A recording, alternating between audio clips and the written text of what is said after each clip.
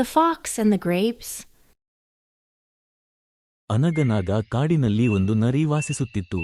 ಬೇಸಿಗೆಯಲ್ಲಿ ಒಂದು ದಿನ ನರಿ ಎಲ್ಲೆಡೆ ಅಲೆದಾಡಿತು, ಆದರೆ ಯಾವುದೇ ಆಹಾರ ಸಿಗಲಿಲ್ಲ. ಜೊತೆಗೆ ನರಿಗೆ ಆರೋಗ್ಯ ಸರಿ ಇರಲಿಲ್ಲ ಮತ್ತು ನಡೆಯಲು ಕೂಡ ಆಗುತ್ತಿರಲಿಲ್ಲ. ತಿನ್ನಲು ಏನಾದರೂ ಸಿಕ್ಕರೆ ಚೆನ್ನಾಗಿರುತ್ತದೆ ಎಂದು ಯೋಚಿಸುತ್ತಾ ಅದು ಸುತ್ತಲೂ ನೋಡಿತು. ಅದು ತುಂಬಾ ನೀರಸವಾಗಿತ್ತು ಮತ್ತು ನಂತರ ಅದು ದ್ರಾಕ್ಷಿ ಮರವನ್ನು ನೋಡಿತು. ದ್ರಾಕ್ಷಿಯನ್ನು ನೋಡಿ ನರಿಯ ಬಾಯಲ್ಲಿ ನೀರೂರಿತು ಮತ್ತು ಅವಳು ಹೇಗಾದರೂ ಮಾಡಿ ಸಿಹಿಯಾದ ದ್ರಾಕ್ಷಿಯನ್ನು ತಿಂದು ಹೊಟ್ಟೆ ತುಂಬಿಸಿಕೊಳ್ಳಬೇಕು ಎಂದು ಯೋಚಿಸಿ ದ್ರಾಕ್ಷಿ ಮರದ ಬಳಿಗೆ ಹೋದಳು. ದ್ರಾಕ್ಷಿಗಳು ತುಂಬಾ ಎತ್ತರವಾಗಿದ್ದವು. ಅದು ಹಾರಿ ಹೋಗಿ ಅವುಗಳನ್ನು ಪಡೆಯಲು ಪ್ರಯತ್ನಿಸಿತು, ಆದರೆ ಅದಕ್ಕೆ ದ್ರಾಕ್ಷಿಗಳು ಸಿಗಲಿಲ್ಲ. ಅದು ಮತ್ತೆ ಮತ್ತೆ ಪ್ರಯತ್ನಿಸಿತು.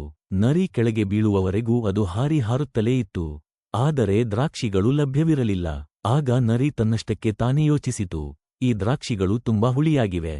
ಈ ಹುಳಿ ದ್ರಾಕ್ಷಿಗಳನ್ನು ತಿಂದು ನನ್ನ ಬಾಯಿಯನ್ನು ಹಾಳು ಮಾಡಿಕೊಳ್ಳುವ ಬದಲು ನಾನು ತಿನ್ನಲು ಬೇರೆ ಏನಾದರೂ ಏಕೆ ಹುಡುಕಬಾರದು? ಮತ್ತು ಅಲ್ಲಿಂದ ಹೊರಟು ಹೋದರು. ಕಥೆಯ ನೀತಿ: ಪ್ರಯತ್ನಿಸಿ, ಆದರೆ ನಿರಾಶೆಗೊಳ್ಳಬೇಡಿ.